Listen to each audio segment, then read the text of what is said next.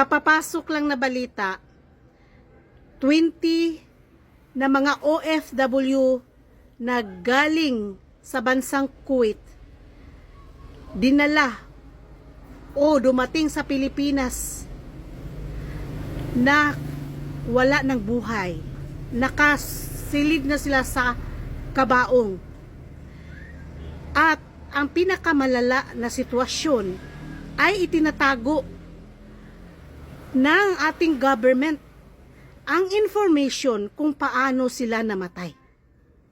At ayon sa aking pananaliksik, namatay daw umano sila sa natural causes of death. At mayroong mga background check na ang mga OFW na ito ay inaabuso. Ngayon, habang nakatingga pa ang information sa mainstream media, bakit itong mga mainstream media sa Pilipinas hindi mo malaman na napakagaling nilang manaliksik, mag-back check, pero pagtungkol naman sa buhay ng mga Pilipino, wala silang pakialam dahil ang pakialam lang nila ay saliksikin yung impeachment ng Vice President. Dito nagagalit ang mga tao. Dito nagagalit ang mga Pilipino. Kaya hindi kayo magtataka na bakit kulilat pa rin kayo sa rating. Dahil nga, yung mismo ninyong ugali, pinoprotektahan ninyo yung kasamaan na pinaggagawa ng ating government ngayon. Isipin nyo, yung bibig ninyo, napakaingay sa impeachment.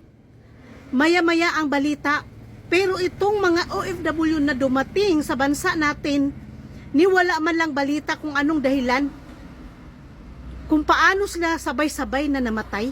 Isipin mo yan, 20 bodies dumating lang sa Pilipinas, tapos walang information kung ano ang dahilan ng kanilang pagkasawi o pagkamatay.